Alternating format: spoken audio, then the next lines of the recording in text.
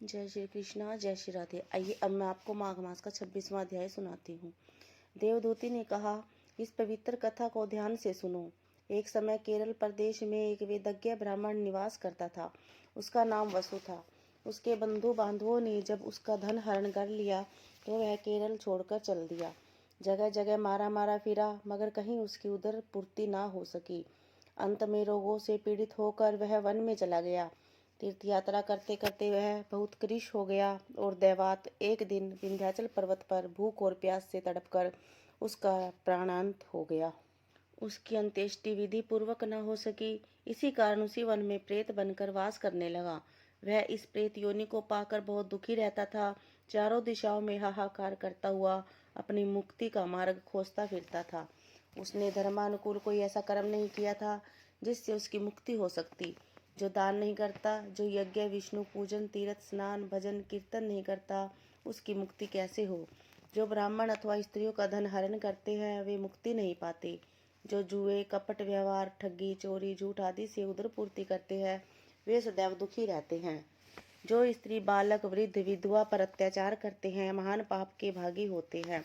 गोवध कराने वाले, पृथ्वी हरण करने वाले, चुगली करने वाले, निंदक, हिंसक, निकृष्ट, दान को प्राप्त करने वाले होते हैं। वे ही जीव अपने इन पापों के कारण प्रेत, पिशाच, राक्षस, कीट पतंग आदि इन निकृष्ट योनियों को प्राप्त होते हैं। उन्हें इस लोक तथा परलोक में कहीं सुख नहीं प्राप्त होता। प्राणी को इसलिए अपने धर्म का पालन करना ही श्रेष्ठ है। हे पिशाच, उस प्रेत ने एक दिन उस पर्वत पर एक पथिक को जाते देखा। वह त्रिवेणी के जल से 2 गागर भरी कंधों पर लादे था और मधुर तान से विष्णु भगवान की महिमा गाता चला जा रहा था। तब उस प्रेत ने भयानक रूप में उसके आगे जाकर मार्ग रोकते हुए कहा, हे पथिक, भय मत करो। मैं बहुत अधिक प्यासा हूँ, मुझे थोड़ा सा जल पिला दो, अन्यथा मेरे प्राण निकल जाएंगे। पथिक ने कहा, अरे तू कौन सा जीव है? तेरी आकृति भयंकर है, मगर फिर भी दुबला और परेशान सा दिखाई देता है।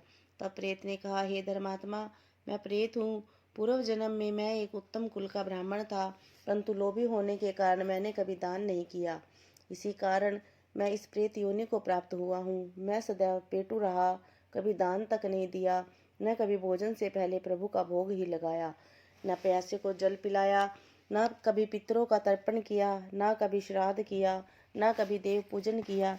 मैंने कोई दान, तप, यज्ञ, स्नान, तीर्थ, भ्रमण ऐसा नहीं किया जिसका फल मुझे प्राप्त होता। कभी रात्रि में जागरण करके ईश्वर वंदना नहीं की। हे विप्र, इस प्रकार के निकृष्ट कर्म करने से मेरी यह दुर्दशा हुई है। आज मैं भली प्रकार से समझ चुका हूँ कि प्राणी को भूलकर भी विष्णु भगवान के चरणों और वेदोक्त धर्म को नहीं त्यागना चाहिए। मेरे पूर्व जन्म के पापाचार के द्वारा मेरा ज्ञान नष्ट हो गया है। वैसे इस वन में शेर, चीतों द्वारा मारे गए अनेकों जीवों का खाने योग्य मांस पड़ा है। इस वन में पक्षियों द्वारा कुतर कर फेंके गए अनेक स्वाद युक्त फल मौजूद है। यहाँ से 7 सरोवरों में भी पीने लायक मीठा जल मौजूद है। ये सब होने पर मैं अभागा उनका उपयोग नहीं कर सकता। मैं केवल वायु पीकर सर्पों की तरह जीवित हूँ। कोई भी प्राणी परमेश्वर की बिना कृपा के बल, बुद्धि, पुरुषार्थ, पराक्रम, मित्र, लाभ, सुखी जीवन, भोग और मोक्ष नहीं प्राप्त कर सकता।